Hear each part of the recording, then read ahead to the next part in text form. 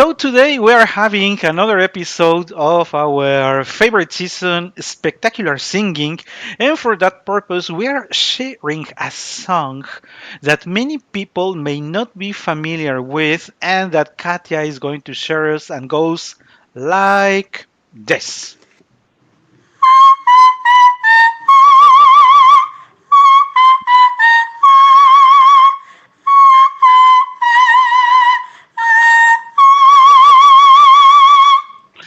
And I also think that maybe that not even with those sounds you may be able to recognize it because those notes are not really written in the original version. Not like that, not exactly like that. Written for the original version of the beautiful song under the name Chiribiribin, which, by the way, is also a very funny word. Chiribiribin, chiribiribin. In Italian, it's a song by Maestro Alberto Pestalozza from the region of a singing for the region of Piemonte, and it has. There's people who say it's very popular. I myself would say it's really not. What do you think, Katya? I think it's not because I haven't heard like lots of lessons as I've heard from other songs from other uh, yeah. I don't. I have never. Well, we have explained before that there are not many sopranos with coloratura. There are more light or soprano leggere than there are coloraturas. So this one would match soprano leggera. We can talk about it, but not even in her voice. I have never heard it live. Never. You have plenty of Toscas and Bicidartes, and you have Violetas, and you have Mimis, and you have Lius, and you have many other arias for those sopranos, but you never hear this song. You also hear several versions of Neapolitan music, but this, in particular, this song is not a regular for anybody, and I cannot understand why, because it's very lovely. You're about to see that it is a very lovely, in a way, simple song that is not aspiring to make you reflect on the nature and purpose of life or plan for the future or bring you deep in your thoughts so that you can blah blah blah. No, it's just like to relax. I believe that maybe you found it, and I think that's the way you learn. That's how you learned about it by listening to Ernestina Garfias, the Mexican soprano that we have That's talked right. about in the past. So tell us about it. So you were a young girl, and then you listened to that song and I'm said, still a young girl. What "Ah, you you were mean? a younger. Okay, you were a younger girl, a much younger girl, and you told yourself." I'm going to sing that. Or how did it happen? Well, my father was Ernestina Garcia's fan because she appeared in a couple of movies, Mexican movies. One of them was named Los Niños, Los Valses Vienen de Viena y Los Niños Vienen de París. Kinda. And the other one was ¿Qué tiempo, señor Don Simón? Something like this. There are movies that portrayed the beginnings of the 20th century here in Mexico when we were governed by Porfirio Diaz. So it is important to mention because when we were under, we as a country, as Mexicans, when we were governed by Porfirio Diaz, he brought many ideas from France and from Europe. So it is an important moment in the Mexican music because we take some pieces of the valses and kinda. So my father saw these movies. He loved Garfia's voice, and I don't know how or why, because it is complicated to get. He found an album with many songs sung by her, by Garfias, and that was where I found this lovely song. I love this one because you don't have to understand the language, you don't have to get the deep message of the song. It's just to relax, to enjoy, and that's it. It's pretty simple, but it's beautiful. And you're right about what you just mentioned. Many people, moreover, there are some people who are younger than us. Believe it or not, there are people who are younger than us. So for those who could be younger than us, they believe that life started when internet started and that you have had access to YouTube for the whole civilization, and that is not true. So you're making reference to times when not everybody, not even sometimes a CD player, you just had the old LPs, which by the way were beautiful, this big, because there were two sizes, the small ones running at 45, if I remember, and the 33 revolutions per minute, which were bigger, but they were in carton and they had a big picture on the front and the side and the name of the content on the other side. They were, these were like sort of your treasures, the treasures families had, and you had the vinyl player. Uh, which was usually in the living room of the family, and so people would the family would be gathered around the that machine so that you could play the records and have nice afternoons. So it was a complete lifestyle. But to get those, you know that online you say, okay, I'm going to pay for Spotify. Oh, I am paying YouTube Music or whatever streaming service, and I have all the music at my hand. Back to those days, there were not even many music stores. And if you were planning to go to a music store, it would be either downtown your city or even coming to Mexico City to find some music. So it is. I wanted to mention it because you painted it as it was very easy, but I know it was not. I mean, No, it was. when you said that you don't know how he found that recording, me myself, I don't know how could he have done it because everything back in those days was very very difficult to get. So maybe he paid someone to find the record and had it delivered. We don't know, but it was those were really really hard days if you wanted to It get was something. complicated, yes. And so he was very happy to have his recordings, and that's how you heard it, and you say, I "I'm want to going." sing that. That I'm going to do it.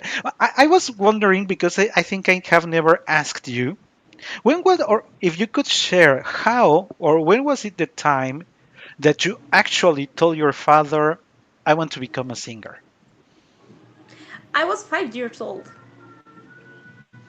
and you just said him like, "Hey, Dad, I'm becoming a singer." Ah, Yes, yes, yes, got because it. yes, because we were um, listening La Traviata, and it was this part from El Sempre Libera.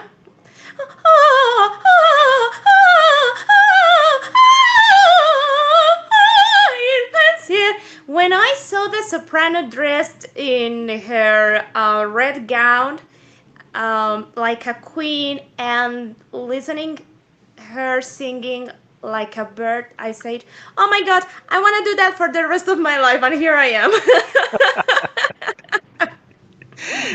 And when your father learned that you had a voice in a way, I'm saying in a way similar to Garfias, but Garfias had a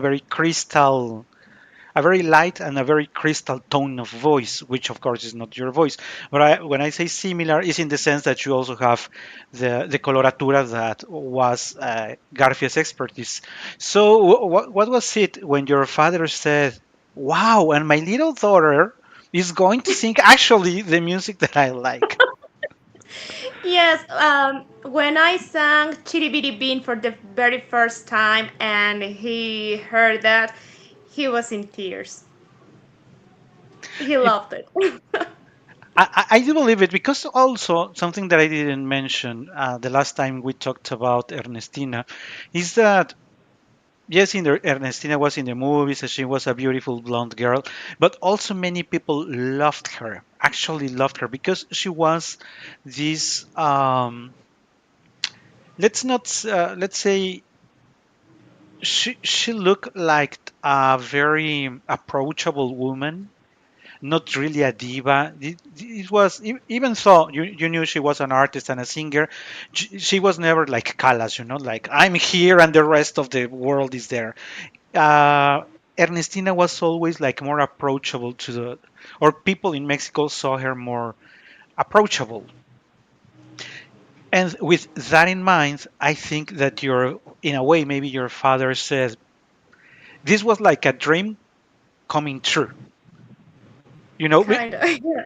because you say, oh, not only do I love this music, but also my little girl is going to be able to sing it. It's like a present, in fact, you see. Yes. Because you could have been this immense, powerful human saying, "You know that I'm singing Wagner. I'm the next Valkyria. Sorry, that. I know you love Ernestina, but no way. I'm I'm Brunilde." So, Take it. that wouldn't have worked. So why don't we start taking a look at the music now that we have said that it is like for having fun, like for being playful. And this is where I will do my catharsis because I was sharing with Katia since yesterday that that I always review some material prior to the actual recording. And so I spent some time looking for some videos, and we were sharing that you can no longer find Ernestina Garfia's version on the internet, which, from my perspective, is the best one ever recorded. Ernestina's, I from my perspective, is the best one. So you can find some others, and the results are somewhere between bad, very bad, and sometimes fair. worse. But what really concerns me is that why something so beautiful and gentle cannot be sung that beautifully and gentle. Because we have mentioned many times. If you approach a song like this, like, "Hey, I'm going to show you I have a voice. I'm going to give all the power from the beginning that people realizes that," then you end up singing something that, if it doesn't sound horrible, at least doesn't sound lovely. And that's what I learned yesterday. I love this song because I knew Ernestina's version. Because if I had only heard the ones I heard yesterday, I would have never loved this song for sure. I wouldn't sing it. Well, maybe you wouldn't sing it because when it comes to my mind, even if you don't know the words, you can picture the very crystalline voice of Ernestina in your mind. Tra la la la la la la la la la la. And she's like also like dancing, like floating in the music, and you see her playing and having fun. And when you listen to the other singers, you say, "Man, I am suffering by listening to this song." Who are you yelling at? Why are you doing that to the music and to yourself? Because uh, if you don't give something nice to the people, people will not remember because of you. Will not remember you because of that song. And I think, or I would believe that if you want to take this song, is because you want to make something memorable out of it. No, because they said, you have to sing 10 songs. You have 9 in your recital, then the 10th would be this one. Just because you have one number left, or because this is not the hardest one. I would believe that you want to have it, if not in Spanish, we have the expression caballito de batalla. If not, maybe your super premiere aria or song. But maybe this would be a lovely way to end the presentation because the song is lovely and I know that people would love it. So if you want to enjoy to engage in this song, it is better that you feel amused and that you're able to pass that I'm not sure if I would say emotion, but at least that happiness, because the song passes you the feeling of happiness, joy, have fun, be yourself, right? So why don't you start sharing with us how do you engage in the first part, understanding that you're not going to be a lyrical soprano, but that you're going to create fun. Yes, I think that what helps me in this case is to feel it exactly like a valse. When you are dancing a waltz, you don't dance tango or a heavier kind of music. You know, it's about floating. Su finisci la colpaci. You don't need to effort in these deep notes because, well, my version has uh, a low C, and if you settle there a lot, the next parts would could feel complicated. So it's just to cross over there. Okay, you gotta be in the right pitch, but you don't need to use a lot your chest voice. Su finisci la corbaci. No need. You're dancing. It's about su finisci la coi paci, med morucchio, and that's it. And it's easy. Because I believe that the nice part about this song is that this is one of those songs that sort of drive you into the melody. Somehow you are able, if not to predict, to understand and to flow naturally on what is going to come later. And that helps a lot because there are other compositions that are way more complicated. But this la la la la la la la la la la la la la la la, and you see la la la la like we have played in other episodes with the melody la la la la la la la, and you're just flowing and flowing and flowing and flowing, and there are parts where you go a little higher, and the part that you just mentioned that you go a little low, which if you ask me, I think it was unnecessary to go that low, but well, I'm not the composer, so something came to his mind when he thought of that. And also, well, since you have a low C, and that, if I recall well, at least in the version that I have, the highest note is C6, that meaning that you have two octaves for the extension of this song, which could be doable provided that you know how to handle your chest voice and that you have a comfortable high C. Because if you don't have a comfortable high C, as we have mentioned in the past, maybe you should not try that line of singing and go for the lower one. However, I think that unless those are my thoughts, not everybody is forced to have a high C. For whatever the reasons, every voice is different, so you won't be able to sing it at the high C with the melody at the line of the high C. So you go for the other that is lower. But if you're not going to sing that note, at least you should be willing to give to your voice the quality of sound that makes it lovable. I'm not sure if I'm explaining well.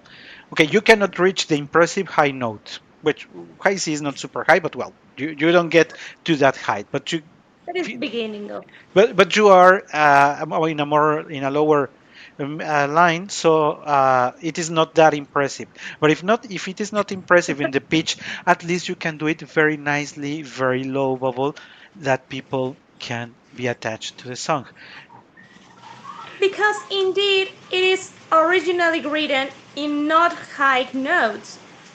In the middle part where we will see ahead, we have uh,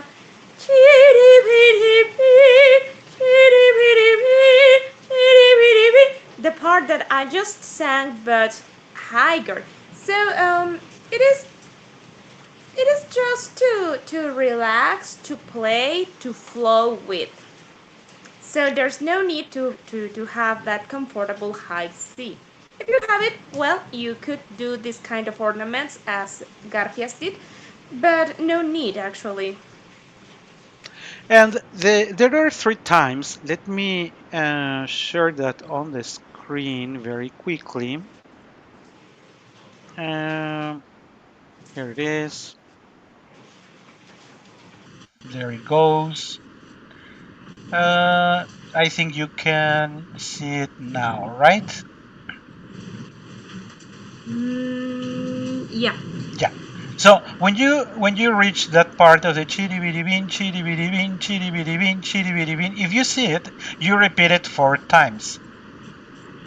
And and when we have mentioned in the past that when you repeat something several times, you want to make sure that it sounds kind of different, so that it doesn't sound monotonous, right? So it's not chiribiribin, chiribiribin, chiribiribin, chiribiribin, because by the fourth time, everybody's going to, okay, why is that woman repeating chiribiribin so many times in the Yeah. same way? And fortunately, the word chiribiribin allows to be playful.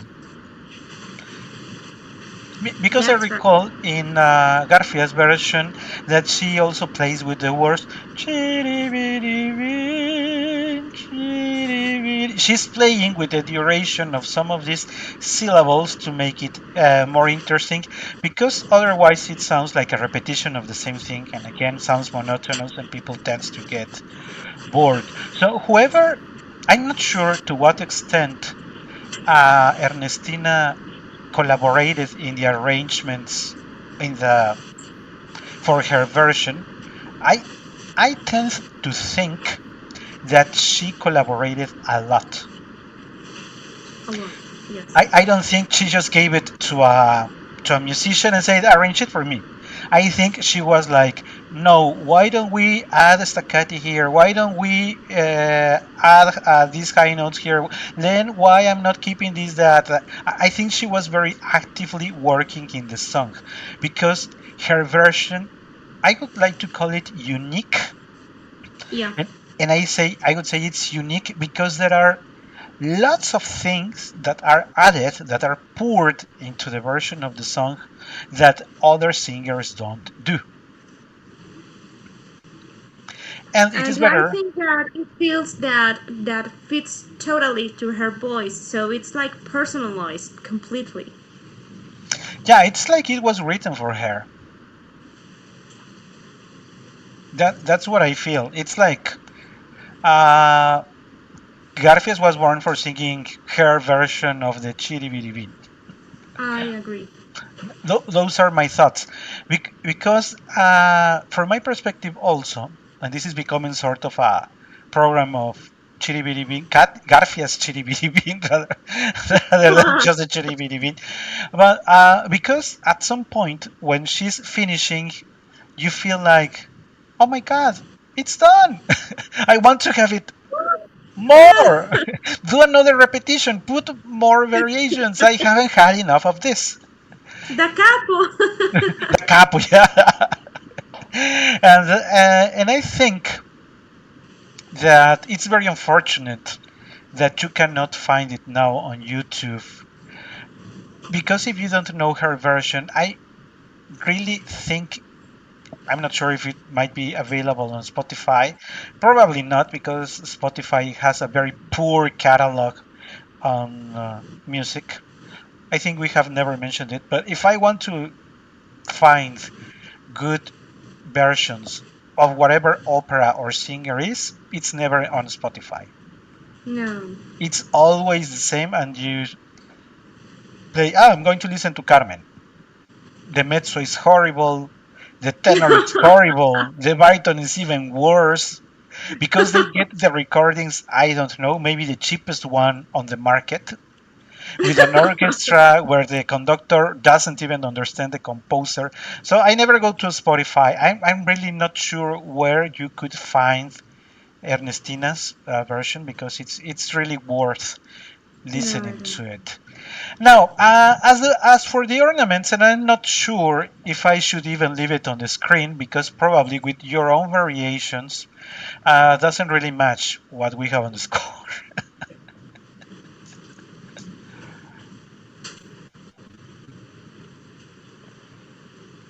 Would you like to share something around the part where you reach uh, the ornaments? Anything in particular that you love to do? Any word of advice?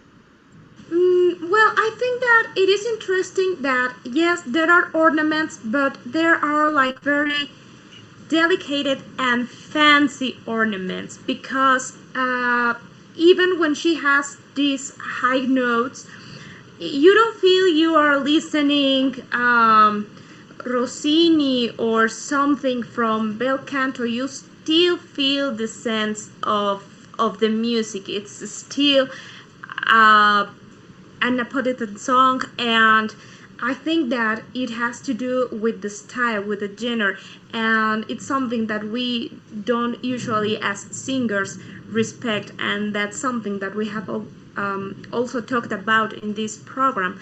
Please respect the style. Yeah, and personally, provided that I am not a coloratura soprano. Really? I don't think it is particularly difficult because many times we have talked about the singer, sorry, the composer is not loving the singer the opportunity for breathing. You have like 8, 10 bars, and you keep singing and singing and singing, and he never gives you a rest so that you can catch some breath. And you have to play a trick, so maybe the final note you finish half of the time before so that you can catch some breath and start immediately. So you learn to do some tricks. But here, the way it is composed, I don't think it puts you at risk, at least from the perspective of managing the air. Or do you feel anything different? Well, yes, in this case, I think that is challenging. Exactly the point when you don't have many high notes as a light soprano, be moving in the middle part or in the lowest part could be complicated. Even when you don't have to sound like Sorastro. But to be singing here, it's not probably the most comfortable song for you. So for me, in my case, uh, it's nice to find some parts with an E, with an G. It's like when you are swimming and go up and take some air. That's the way I understand this part because we have it's in the middle part, but it's not the most comfortable part of our voice, being honest.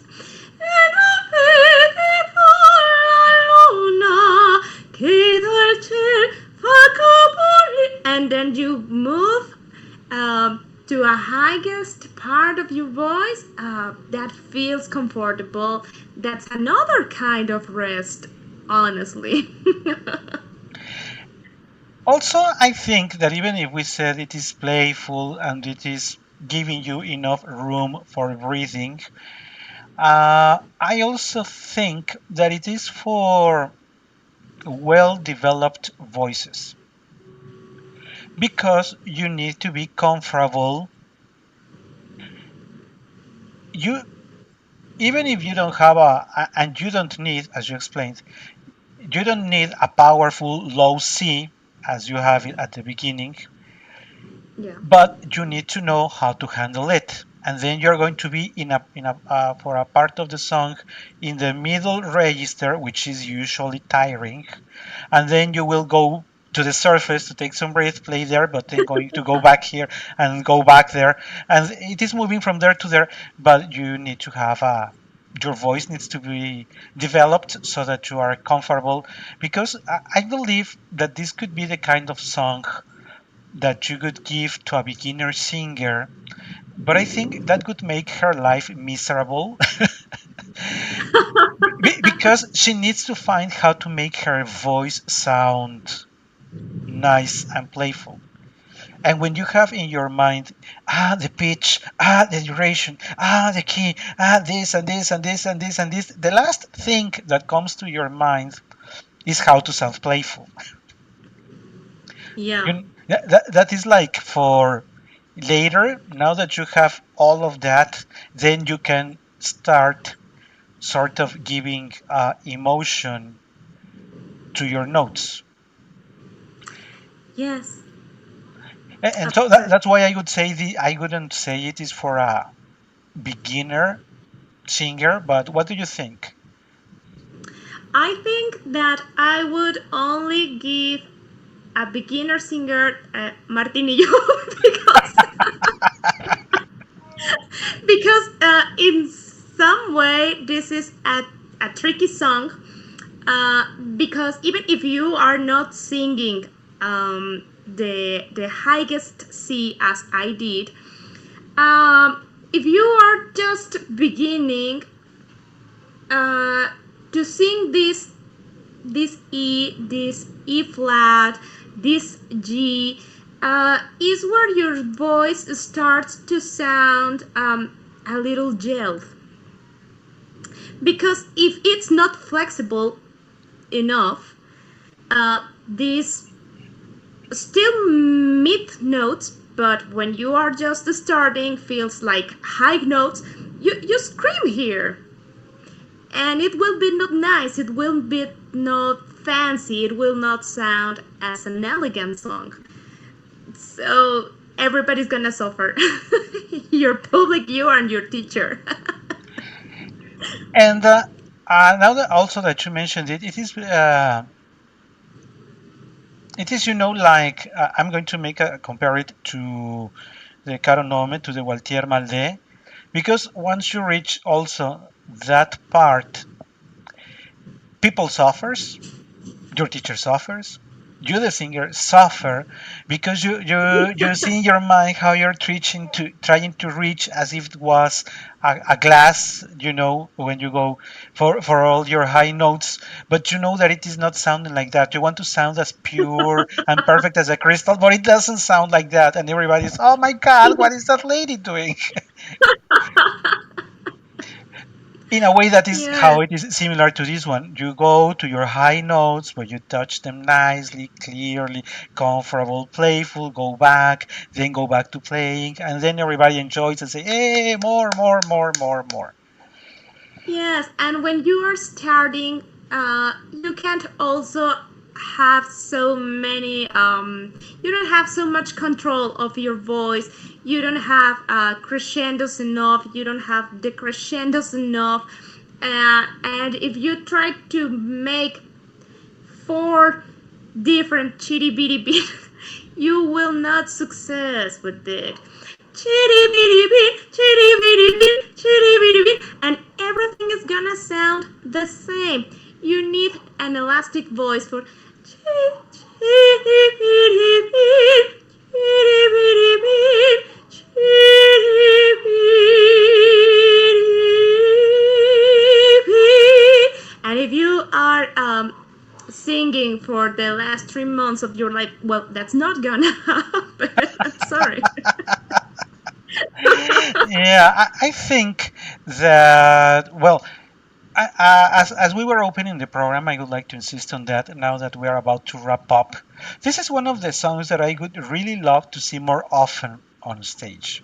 Really, really, I would love, provided that we have a good singer on stage, because if we don't, then it's going to be a horrible experience, as I was sharing with the recordings I heard yesterday.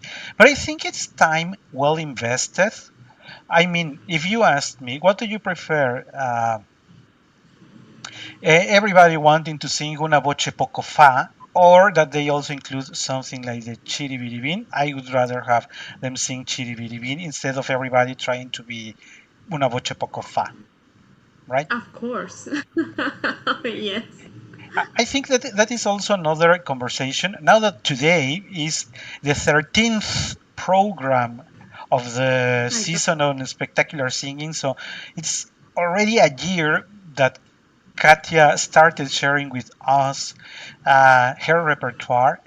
And as you can see, the repertoire for a coloratura is more than the three or four arias that everybody knows. So far Thanks God.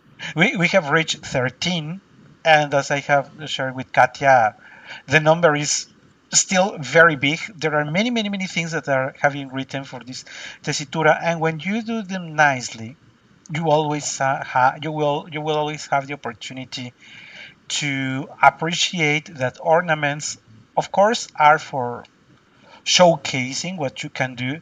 But as you have seen in this past year, we have also learned that they can also pass a very warm poem, a very nice message, that there can be content. So, uh, seeing coloratura just as pyrotechnics and easy things to make people clap is short-sighted. The coloratura repertoire is very wide. It covers emotions, it covers spectacular singing, of course, but you can be spectacular and at the same time pass a beautiful message or a beautiful melody and feeling fine when singing Chiribiribin. Yes. I would like to add that the very first time that I approached to the idea of coloratura, it was in a book, and it mentioned that it is a voice that colors the music. So it's not just about pyrotechnics, as you just mentioned. It could be a more simple line of melody, but you have to impress your color in this line, in this melody, in this music. So I think that yeah, there are high notes and ornaments, but even in something easier, you have a lot of work to do. Yeah, you always have a lot of work to do, and I think that could be particularly difficult sometimes for coloraturas because they are seen just as emitters of high notes and impressive sounds. But more than that, coloratura sopranos are artists. That, We are human beings too. and you are humans, yeah, right. And so that is important to consider because sometimes people said, but Adele is just to make us have fun and have a laughter at the Fledermaus. But try it yourself. Try to make people have fun, and you're going to see that it's not that easy. It always needs the human touch to make it different and to make people so that you can make actually people have fun. Any final word, Katia, as we're wrapping up? Well, probably this time I wouldn't add something in words. I would like to sing the end. Please. Let me check my score.